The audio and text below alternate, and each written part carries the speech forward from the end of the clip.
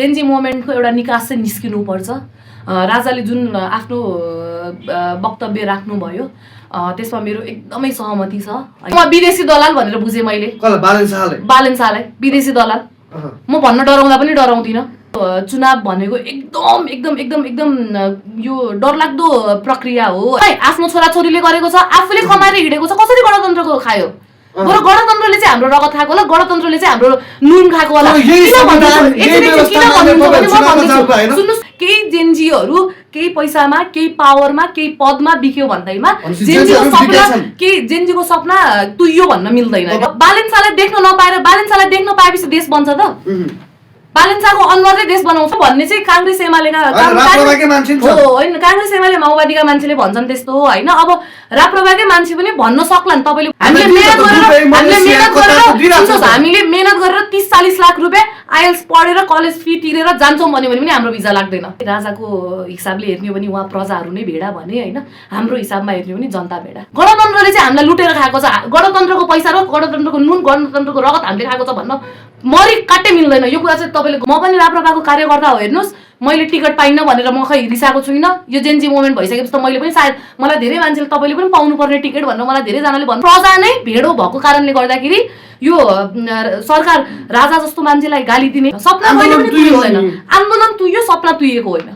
मैले जिते पनि म बालेन र रविलाई हाम्रो ठाउँमा लिएर आउँछु, त्यो एउटा एजेन्डा भयो त। राप्रपाले राजा आऊ देश बचाऊ भनेर राजा आउने होइन, राजाको पनि एउटा केही दायित्व छ जुन घन्टी घन्टी घन्टी हामीले अब मोस्ट अफ द युथमा देख्यौँ होइन। जुन राजेन्द्र लिङ्गदेनले त उहाँ त अब पार्टी अध्यक्ष हो, उहाँले भ्याट्ट बोलिदिन पाउनु भयो। 84 को चुनाव 82 मा सार्ने भन्ने हिसाबमा थिएन भनेर म आफैले पनि बोलेर हिँडेको मान्छे हो। यतिखेर हामीसँग कुराकानीको लागि राप्रपाको जेनजी अगुवा नर्गिस थापाजी, म्याम स्वागत छ हजुरलाई। धन्यवाद दाजु। हिजो भर्खर राजाको एउटा सम्बोधन आएको थियो, राप्रपाबाट चुनावी माहौल नि भइरहेछ अहिले, के छ त राप्रपाको तयारी? अब राप्रपाको तयारी भन्दाखेरि अब राजनीतिक एउटा तपाईँको सबैको एउटा रेस्पोन्सिबिलिटी भने जस्तै राजनीतिक चुनाव भनेको एउटा राजनीतिक रेस्पोन्सिबिलिटी भनेर मान्छु म होइन। यत्रो जेनजी मोमेन्ट भइसकेपछि हामी भन्दा पनि म एज अ जेनजी जुन यो जेनजी मोमेन्टमा लागिराख्दाखेरि चाहिँ चुनाव अहिले यो तत्कालै यो 84 को चुनाव 82 मा सार्ने भन्ने हिसाबमा थिएन भनेर म आफैले पनि बोलेर हिँडेको मान्छे हो होइन। एउटा मोमेन्ट क्रिएट भइसकेपछि यो हरेक जुनै पनि पार्टीगत दलको चाहिँ एउटा रेस्पोन्सिबिलिटी हो होइन।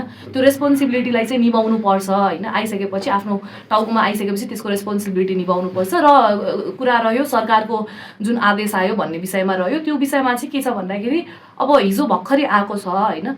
चुनावी प्रक्रिया हुँदै जाँदाखेरि केही नभए पनि 15-20 दिनदेखि अब हरेक पार्टीहरूले चाहिँ आफ्नो एउटा कर्तव्य निभाउँदै जानुभएको हुँदै जाँदाखेरि चाहिँ सायद मलाई जहाँसम्म एउटा विश्वास के छ भन्दाखेरि हाम्रो पार्टी राप्रपाको पार्टी अध्यक्ष राजेन्द्र लिङ्गदेनज्यूले यो विषयमा पक्कै पनि केही न केही अब आफ्नो त्यो विषयमा यसो अब चुनावबाट ढकालिनु पछाडि चुनावबाट ढकेलिनु भन्दा पनि अब यस्तो हो, यो विषयमा कस्तो भन्दाखेरि जस्तै मैले अघि नै पनि भनिहालेँ होइन। अब अहिले यो चुनावी माहौल क्रिएट अलरेडी भइसक्दाखेरि यहाँ सबै अब पार्टीका हरेक भनौँ न नेतादेखि लिएर कार्यकर्ताहरू सबै अब यहाँ अहिले केन्द्रमा हुनुहुन्न। त्यो नहुँदै गर्दाखेरि एउटा अब पार्टीगत एउटा डिस्कसन त्यो विषयमा एकजनाले टिप्पणी गर्न त मिल्थ्यो होला नि हैन र? पर्सनली टिप्पणी गर्ने विषयमा त यस्तो हो, जस्तै मैले मेरो टिप्पणी आफूले अहिले राखिरहेको छु। चुनावमा भोट बाहिर गएको चाहिँ टिप्पणी गर्ने, भिडियो हाल्ने, राजाको सम्बोधनमा चाहिँ केही नबोल्ने राप्रपा किन? राप्रपा भन्ने राजा भन्छन् यहाँ। हजुर हजुर हजुर। अब हैन त्यो विषयमा राजाको नाम बेचेर खाने पार्टी हो यो हैन हैन। राजनीतिक उसमा लागिसक्दाखेरि एउटा दलीय व्यवस्था भइसकेपछि त्यहाँ धेरै कुरा सोच्नुपर्ने हुन्छ, धेरै कुरा विचार गर्नुपर्ने हुन्छ, धेरै कुराहरू बुझेर मात्र अगाडि बढ्नुपर्ने हुन्छ होइन।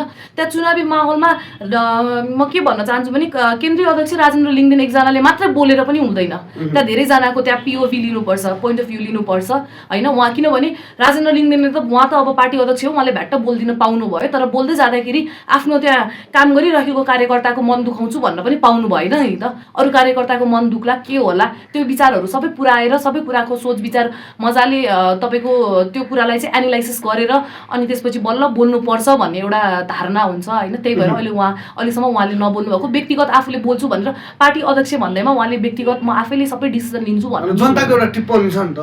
अब पक्कै नै राप्रपा नि चुनावबाट बाहिरिन्छ कि भन्ने राजाको सम्बोधन आएपछि निर्वाचन निकास होइन भनिसक्नु राजा साहबले। अब के राप्रपाले राजा ल्याउँछ त? अब यस्तो छ, जनताको टिप्पणीको बारेमा कुरा गर्दै जाँदाखेरि चाहिँ जनताको धेरै खालको टिप्पणी आउँछ हेर्नुहोस् होइन। अब टिप्पणीकै कुरा गर्दै जाँदाखेरि अब अहिले जस्तै घन्टीको एउटा माहौल बनेको छ नि, जुन घन्टी घन्टी घन्टी हामीले अब मोस्ट अफ द युथमा देख्यौँ होइन, जुन मेन अब बुढापाखा भन्दा पनि हाम्रो मामु बाबाको एजको मान्छेहरू भन्दा पनि हामीले युवामा देख्यौँ नि घन्टी घन्टी घन्टी भनेर। तर मैले चाहिँ सबै जनतालाई के भन्न चाहेको थिएँ भने मैले जस्तै अघि भनिहालेँ चुनावको प्रक्रियामा जाने भनेर खासमा एउटा असली जेन्जी भइकन नि जो त्यो जेन्जीको जुन आन्दोलनमा होइन मैले सुदन गुरुङ मात्रै भनिनँ, जेन्जीको लिडर गर्ने जेन्जीको अगुवा सुदन गुरुङ हो नि, उहाँले चुनाव हुन दिन्न हुन्न भन्नुभएको थियो, चुनावमा जानुभयो। हो जानुभयो अनि त्यसमा त मेरो एकदमै धेरै त्यो डिसस्याटिस्फ्याक्सन आफ्नो ठाउँबाट छ होइन। उहाँको कुरामा मलाई सहमति छैन, त्यो आफ्नो ठाउँमा छ। मैले भन्दै गर्दाखेरि के भन्यो भने मैले जस्तै अगाडि हामीले पनि चुनावको एउटा कुरा गर्ने भन्ने कुरा चुनाव गरौँ भन्ने हामी पनि त्यसमा थिएनौँ होइन। तर लास्टमा चुनाव भइसक्दाखेरि अहिले मेरो जनताहरूलाई चाहिँ मेरो के थियो भन्दाखेरि ल ठिक छ, एउटा दलीय व्यवस्था भइसकेपछि चुनाव एउटा रेस्पोन्सिबिलिटी जुन मैले अघि पनि भनिहालेँ होइन, रेस्पोन्सिबिलिटी हुँदै जाँदाखेरि तपाईँ कुनै पार्टीबाट उठ्नु भएको छ भने मेरो चाहिँ के थियो भने बिङ अ युथ होइन, मैले चाहिँ तपाईँ चाहे राप्रपाई किन नहोस् मैले मेरै क्षेत्रबाट उठेको मान्छेलाई पनि म सोध्छु तपाईँको एजेन्डा के हो, तपाईँको विचार के हो। तपाईँ यदि यो चुनावमा ल तपाईँलाई हामीले जिताउनको लागि हामीले अचम प्रयास गरौँला होइन, सक्दो प्रयास गरौँला र तपाईँ जित्नु पनि भयो भने त्यसपछि के भनेर एउटा क्वेसन गरौँ भन्ने कुराहरू थियो जुन रासपाबाट मैले चाहिँ एकदमै अननेसेसरी एजेन्डा भेटाएँ क्या। जस्तै तपाईँको उहाँ हिरोनीको नाम मलाई एक्ज्याक्टली थाहा भएन, एनिवेज स्याङ्जाको हुनुहुन्छ होइन, उहाँलाई चाहिँ जनताले सोध्दै गर्दाखेरि उहाँले के भन्नुभयो भने मैले जितेँ भने म बालेन र रविलाई हाम्रो ठाउँमा लिएर आउँछु। त्यो एउटा एजेन्डा भयो त, रवि र बालेनलाई लिएर आउने भन्ने एउटा एजेन्डा हुन्छ त। अनि बालेनजीकै मैले आज सुनेँ उहाँको एजेन्डामा उहाँले के भन्नुभयो भन्दाखेरि 2 वर्षमा बनाउँछु भनेको के अरे रोड 20 वर्षसम्म बनेन, म 1.5 वर्षमा बनाएर देखाउँछु। रोड भनेको त एउटा कस्तो मैले चाहिँ के देखेँ भन्दाखेरि रोड भनेको तपाईँ जति नै त्यो चाहे खाल्डाङ खुल्डुङ होस् चाहे पिच होस् त्यो रोडमा हिँड्ने तपाईँलाई पैसा लाग्दैन र तपाईँले पैसा लाग्यो नै भने पनि तपाईँलाई यति पैसा लाग्दैन कि तपाईँले आफ्नो शरीरै बेच्नुपर्छ भन्ने पैसा लाग्दैन क्या। मेन फोकस भनेको अहिले हेल्थमा हुनुपर्ने थियो होला, शिक्षामा हुनुपर्ने थियो होला। जुन जेन्जीको यो हुनु नहुनु एउटा मोमेन्ट भइसकेपछि त्यो जेन्जीलाई न्याय दिन्छु भन्ने एउटा एजेन्डा हुनुपर्ने होला। सपना तुइयो भन्न मिल्दैन, सपना कहिले पनि तुइदैन, आन्दोलन तुइयो सपना तुइएको होइन, सपना तुइएको भन्न मिल्दैन। केही जेन्जीहरू केही पैसामा केही पावरमा केही पदमा बिक्यो भन्दैमा जेन्जीको सपना तुइयो भन्न मिल्दैन। मेरो साथी म कसरी भनौँ, मेरो साथी होइन, मैले न उहाँहरूलाई पहिलादेखि चिनेको, यही सडकमा आएपछि उहाँहरूलाई चिनेको, सुदन गुरुङको हो भनेर मैले यही सडकमा चिने, मिराज ढुङ्गानाको हो भनेर मैले यही सडकमा चिनेको, उहाँहरूलाई मेरो साथी भन्न मिल्दैन। तर हो सडकमा एउटा लडाइँ गर्न जाँदाखेरिको साथी हो, हुँदै होइन भन्न पनि मिल्दैन। राप्रपाले जित्यो भने राजा ल्याउँछ नि त, यत्रो वर्षदेखि चुनावमा हुने पार्टी हो नि त, तर अहिलेसम्म 2 सरकार आउन सकेको छैन नि। अब यो विषयमा चाहिँ यस्तो भन्छु है, म के भन्छु भन्दाखेरि तपाईँको राजा आउने कुरा नि अस्ति नै एकचोटि कसले एउटा इन्टरभ्यूमा बोल्नु भएको थियो होइन, राजा आउने कुरा कस्तो भने हामीले सडकमा आन्दोलन गरेर राजा आउने होइन है, राप्रपाले राजा आऊ देश बचाऊ भनेर राजा आउने होइन। राजाको पनि एउटा केही दायित्व छ, राजाको पनि राजाले पनि कस्तो भन्दाखेरि राजाले पनि एउटा डिसिजन केही सोचिराख्नु भएको छ, उहाँले पनि सायद एउटा सही समय कुरिराख्नु भएको छ, त्यसको प्रोज एन्ड कोन्स हेरिराख्नु भएको छ। त्यही भएर सायद हामीले यत्रो लड्दाखेरि पनि राजा आफै पनि आउन खोज्नु त भएको छैन नि त अहिलेको टाइममा, छ र त्यो त हामीले पनि देखेको हो नि त। म पनि राजाको पक्षमा हिँडेको मान्छे हो होइन, म राप्रपा भन्दा पनि राप्रपासँग जोडिनु मेन एजेन्डा भनेकै राजा आऊ देश बचाऊ भन्ने एउटा त्यो सेन्टेन्सले गर्दा जोडिएको व्यक्ति हो होइन। मलाई पनि राजा चाहियो, एउटा संवैधानिक राज संस्था चाहिन्छ होइन, एउटा गार्जियनसिपको वेमा राजा चाहिन्छ भनेर हिँडेको व्यक्ति हो म पनि होइन। तर यत्रो फाइट गर्दा गर्दै म तपाईँले यो टपिक जोड्दै गर्दाखेरि मैले एउटा कुरा आफ्नो पर्सनली एउटा जोड्न के चाहेँ भने मेरो हजुरआमा पनि 35-40 वर्षदेखि राजा आऊ देश बचाऊ भनेर हिँडिराख्नु भएको होइन। मेरो हजुरआमा राप्रपाबाटै राप्रपाले ल्याउन सकेन होइन होइन, राप्रपाले ल्याउन नसकेको गणतन्त्रको नुन खाने अनि राजा आऊ देश बचाऊ भन्ने राप्रपा गणतन्त्रको नुन खायो भने कसरी भन्नुहुन्छ तपाईँले? एकछिन गणतन्त्रको नुन कसरी खायो? कमाइ धमाइ आफ्नो छोराछोरीले गरेको छ, आफूले कमाएर हिँडेको छ, कसरी गणतन्त्रको खायो? बरु गणतन्त्रले चाहिँ हाम्रो रगत खाएको होला, गणतन्त्रले चाहिँ हाम्रो नुन खाएको होला। सुन्नुहोस् यो कुरामा म भन्दैछु किन गणतन्त्रले चाहिँ बरु हाम्रो खाएको छ भन्दाखेरि होइन, तपाईँको हरेक कुरामा ट्याक्स बढाउने, टाइम पछि एभ्रिथिङको प्राइस बढाउने, गणतन्त्रले चाहिँ हामीलाई लुटेर खाएको छ। गणतन्त्रको पैसा र गणतन्त्रको नुन, गणतन्त्रको रगत हामीले खाएको छ भन्न मरि काट्टै मिल्दैन। यो कुरा चाहिँ तपाईँले गलत बोल्नुभयो। तर राजा आयो भने त तपाईँहरूको एजेन्डै सक्यो, पार्टी नै सक्यो होइन र? तपाईँहरूको नारै सक्यो भनौँ न। यसो एजेन्डा भन्ने कुरा तपाईँको जहिले पनि राजै आउनु भयो भने पनि नि 100मा 100% सल्युसन देशको लागि निस्किन्छ भन्ने हुँदैन। यो कुरा चाहिँ तपाईँहरूले जहिले पनि विचार गरेर राख्नु होला। राजा आयो भन्दैमा 100मा 100% सबै कुरा देशको हितको लागि हुन्छ भन्ने कुरा यो भ्रममा चाहिँ नबस्नुहोस्।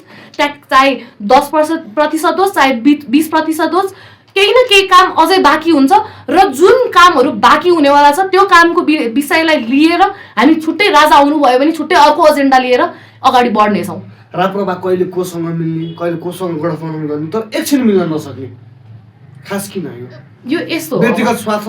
व्यक्तिगत स्वार्थ होइन, व्यक्तिगत स्वार्थ होइन। कमल थापा तपाईँहरूकै पार्टीको उम्मेदवार हुन्, उनी एमाले चिन्हबाट उठेका मान्छे हुन् होइन। व्यक्तिगत स्वार्थ भन्न मिल्दैन। एउटा कुरा म तपाईँलाई भन्छु है, तपाईँ एउटा ठाउँमा तपाईँलाई एडजस्ट हुनु छ भने तपाईँ एउटा सोसाइटीसँग मिल्न पर्ने हुन्छ।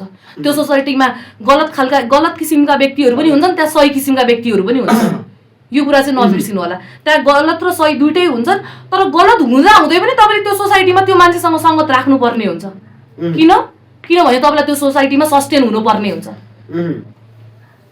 मैले भन्न खोजेको कुराको तात्पर्य तपाईँले बुझ्नुभयो होला। एउटा सोसाइटीमा बस्नु राजनीतिकको एउटा पार्ट भइसकेपछि होइन, तपाईँले अब कहिले कोसँग मिल्ने कहिले कोसँग मिल्ने तर धेरै समय नमिल्न सक्ने भनेर जुन भन्नुभयो नि, त्यो यस्तो हो क्या। कस्तो भन्दाखेरि तपाईँले पनि देख्नु भएको होला, राज संस्था बोकेर हिँडेको व्यक्तिलाई त्यति पावरफुल्ली अहिले लिएको छैन। यङ जेनेरेसनमा त्यो एउटा के भन्छ नलेज होइन, एउटा नलेज हिँड्ने मान्छेलाई प्रहरीले खोजी पक्राउ गर्छन्। जस्तै दुर्गा प्रसाद पक्राउ पर्नुभयो, एसपी शाह, थुप्रै 10 जना अर्को पक्राउ पर्यो भन्ने खबर आयो र अरूलाई खोजिरहेछ। के हो राजाको पक्षमा बोल्ने नहुने हो? राजाको पक्षमा बोल्न नहुने होइन, बोल्न स्वतन्त्रता छ। अहिले झन् गणतन्त्रको व्यवस्थाको बेलामा बोल्न त हामीलाई स्वतन्त्रता छ भन्ने कुरा छ होइन। तर पनि कस्तो भन्दाखेरि अब तपाईँको यही मैले अघि पनि मैले यो वर्ड युज गरेँ, मलाई सायद यो वर्ड युज गरेर जरुरत त थिएन होला, तर यही बिक्री भएको एउटा दलीय व्यवस्था जुन छ नि, एकदम बिकाउ भएको वाला, यो कहिले चाहिँ विदेशी दलालबाट बिकाउ, कहिले चाहिँ आफ्नै देशमा भ्रष्टाचार गरेर आफू मात्रै बनाऊ देशलाई नबनाऊ भन्ने खालको एउटा जुन छ नि हो, त्यसले गर्दाखेरि चाहिँ यो सबै एउटा फैलिरहेको हो होइन। अब राज संस्था अहिले राज संस्था विक चाहिँ होइन खासमा, टु बी अनेस्ट भन्नुपर्दाखेरि राज संस्था विक होइन। तर अहिले बोकेर हिँड्दाखेरि गणतन्त्रको समयमा बोकेर हिँड्दाखेरि जुन अब केपी ओली शेरबहादुर देवाकै कुरा गरौँ होइन, राजाले एउटा देशको हितको लागि उहाँहरूलाई एउटा दलीय व्यवस्था गरेर बस भनेर दिनुभएको ठाउँ होइन। राजाले एक शब्द कहिले पनि त्यो दलीय व्यवस्थालाई नराम्रो भन्नुभएको छ, न अहिलेसम्म राजाले केपी ओलीलाई नराम्रो भनेको सुनेको छौँ, न शेरबहादुर देवालाई नराम्रो भनेको सुनेको छौँ। तर नेपाली जनता आखिरमा राजाको अगाडि हेर्ने हो भने त केपी ओली पनि प्रजा नै हो राजाको लागि, शेरबहादुर देवा पनि प्रजा नै हो, नरगिस थापा पनि प्रजा नै हो।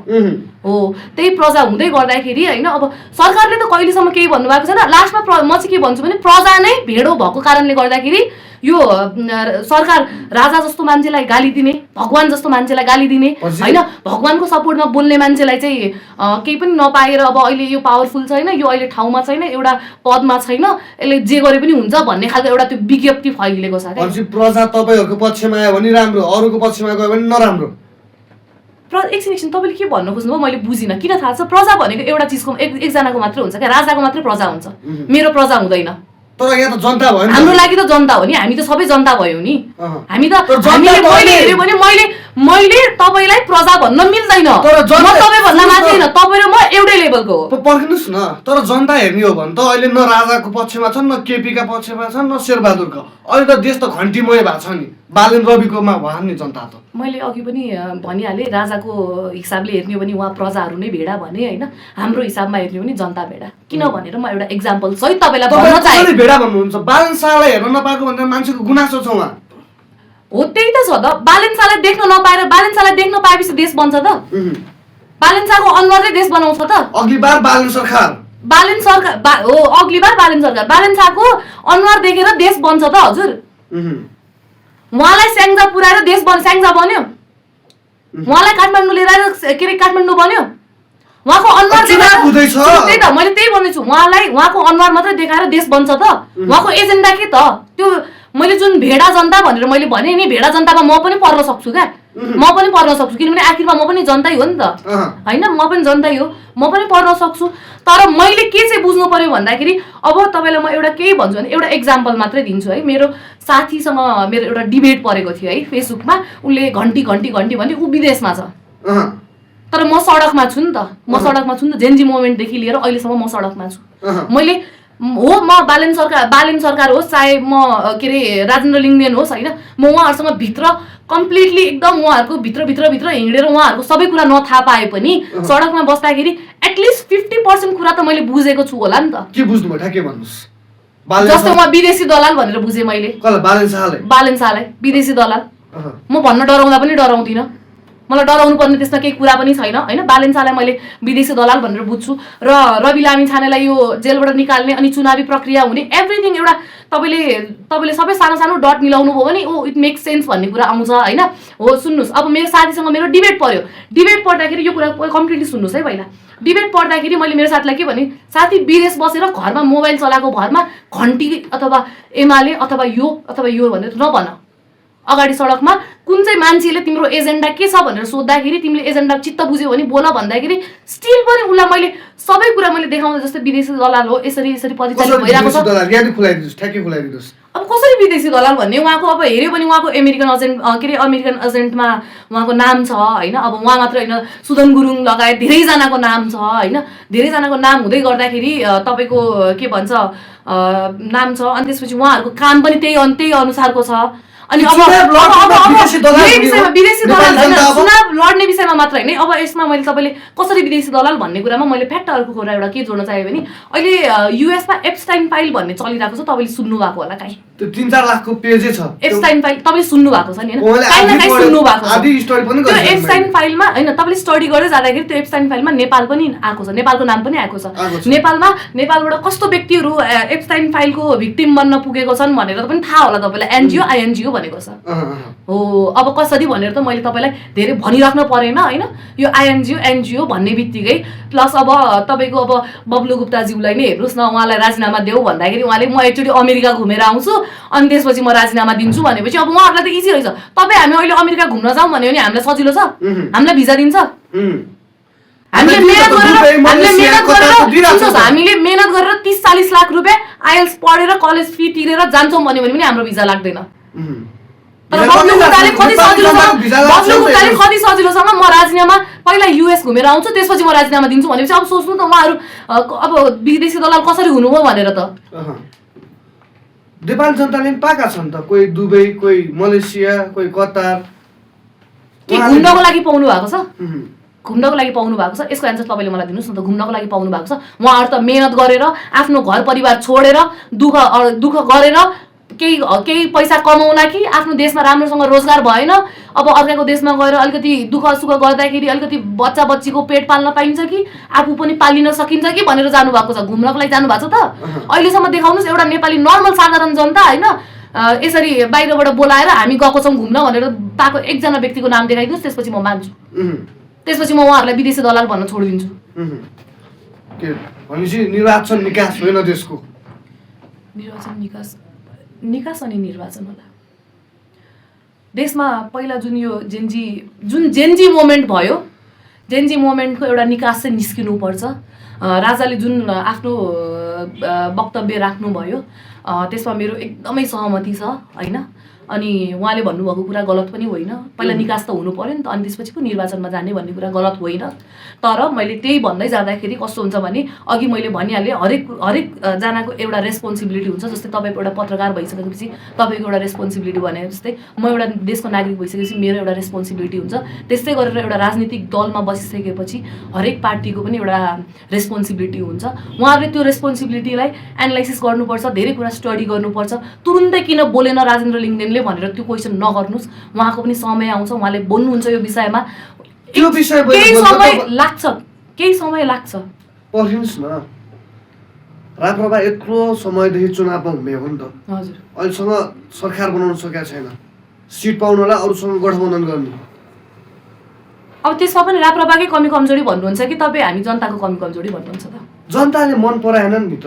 जनताले मन नपराएको होइन हजुर, जनताले के जनताले मन नपराएको होइन। राजा र धर्मको नाम बेचेर खाने पार्टी भने होइन होइन होइन होइन, त्यो भन्ने चाहिँ काङ्ग्रेस एमालेका राप्रपाकै मान्छे नि छ। हो होइन, काङ्ग्रेस एमाले माओवादीका मान्छेले भन्छन् त्यस्तो होइन। अब राप्रपाकै मान्छे पनि भन्न सक्ला नि, तपाईँले भन्नुभयो राप्रपाकै मान्छेले भन्यो भनेर। कस्ता व्यक्तिले भन्न सक्छन् भने जसले पद पाएन, जसले भनेको चिज पाएन, उहाँहरूले भन्न सक्नु होला, उहाँहरूले भन्न सक्नु होला। म पनि राप्रपाको कार्यकर्ता हो, हेर्नुहोस् मैले टिकट पाइनँ भनेर म खै रिसाएको छुइनँ। यो जेनजी मोमेन्ट भइसकेपछि त मैले पनि सायद मलाई धेरै मान्छेले तपाईँले पनि पाउनुपर्ने टिकट भनेर मलाई धेरैजनाले भन्नुभयो, तर टिकट पाइनँ भनेर मैले चित्त दुखाएको छुइनँ। मैले के भनेको छु भन्दाखेरि ममा अहिले क्यापेबल, ममा आफूमा क्यापेसिटी छैन र त्यो कुरा मसँग क्यापेसिटी नभइसकेपछि मैले ब्याक हुन पनि सिक्नुपर्छ भन्ने कुरा त्यो जनताले पनि सिक्नुपर्छ। चाहे कार्यकर्ता होस् चाहे जनता होस्, सबै कुरा सिक्नुपर्छ, यो कुरा थाहा पनि हुनुपर्छ। आफूमा क्यापेसिटी छैन भने ब्याक हुन पनि जान्नुपर्छ। ए होइन मै जान्ने, मै सबै कुरा मलाई थाहा छ, म त यत्रो हिँडेको भन्दैमा म अगाडि बढ्नुपर्छ भन्ने चाहिँ हुँदैन। त्यो कुरा चाहिँ बुझ्नुपर्छ। हेर्नुहोस् यस्तो देश कहिले घन्टीमय भएको छ नि त, राजसभामय भएको छ। के लाग्छ तपाईँलाई राप्रपाले कति सिट ल्याउला? अब राप्रपाले यति उति सिट लिएर आउँछ भन्ने कुरा त हेर्नुहोस् जनतामै भर पर्छ होइन। त्यो राप्रपाले अब कस्तो भने मैले मेरो पार्टीमा भएका व्यक्तिहरूको हिसाबले यतिजना हामी छौँ, हाम्रो यतिवटा सिट आउला भन्ने हिसाबले हुँदैन। हेर्नुहोस् होइन, एकदम स्ट्रङ अरा भएको होइन, साँच्चीकै मनैदेखि काम गर्ने व्यक्तिहरू पनि उठेको छ। जस्तै कुन्ती पोखरेललाई हेर्नुहोस्, क्षेत्र नम्बर 2 मा उहाँले चुनाव आउने बेलामा मात्र होइन, चुनावभन्दा अगाडिदेखि आफ्नो ठाउँमा खटिराख्नु भएको व्यक्ति हो। तर उहाँ यदि केही गरेर हार्नुभयो भने त्यो उहाँको कमी कमजोरी कि जनताको कमी कमजोरी? त्यो त जनताको कमी कमजोरी होला नि त। हो, म अब यही भनिराख्दाखेरि जनताहरूलाई एउटा के रिक्वेस्ट, एउटा विनम्र रिक्वेस्ट मेरो जनताहरूलाई के छ भने होइन, प्लिज छेडिक लोभ होइन, एउटा सर्टेन एउटा सानो पिरियडको लोभ होइन, लोभ लालचमा मैले अहिले यति पाइरहेको छु, मलाई यति भएपछि मलाई जिन्दगी पुग्छ भनेर प्लिज नसोच्नु होला। यो चुनाव भनेको एकदम एकदम एकदम एकदम यो डरलाग्दो प्रक्रिया हो होइन। चुनावले गर्दाखेरि हाम्रो देश बन्ने नबन्ने भन्ने कुरामा निर्भर हुन्छ होइन। चुनाव भनेको एकदम एकदम एकदम एकदम यो डरलाग्दो प्रक्रिया हो होइन। चुनावले गर्दाखेरि हाम्रो देश बन्ने नबन्ने भन्ने कुरामा निर्भर हुन्छ होइन। त्यही भएर सर्टेन अमाउन्टमा, सर्टेन फेममा प्लिज कोही पनि नबिकिदिनु होला। बुझेर त्यो भनेको राप्रपालाई नै दिनुहोस् भनेर मैले भन्दिनँ। तपाईँलाई राप्रपा ठिक लागे राप्रपालाई दिनुहोस्, तर होइन भने अरूलाई पनि यत्तिकै नबुझिकन मलाई तपाईँको ठाउँमा बालेन लिएर आइदिन्छु, म रवि लामिछाने तपाईँलाई भेटाइदिन्छु भन्ने, म सुदन गुरुङ तपाईँलाई भेटाइदिन्छु भनेको भरमा मात्रै त्यो एजेन्डा होइन। हेर्नुहोस्, त्यसलाई एजेन्डा भन्न मिल्दैन। उहाँहरू जस्तै अरू पनि ठुलो सेलिब्रिटिजहरू हामी पनि भेटाइदिन सक्छौँ। त्यसरी भेटाएर पुग्छ भने हामी पनि एजेन्डा नबोकिकन हिँड्दा हुन्छ होला। त्यही भएर प्लिज त्यस्तो कुरामा बेकमफुसे कुरामा नफक्किनु होला तपाईँहरू होइन। अनि तपाईँहरू अलिकति सोच विचार पुगाएर अलिकति एजेन्डा स्ट्रङ भएको मान्छेलाई भोट दिनु होला। हस् नगरजी, तपाईँको समय संवादको लागि धेरै धेरै धन्यवाद। धन्यवाद।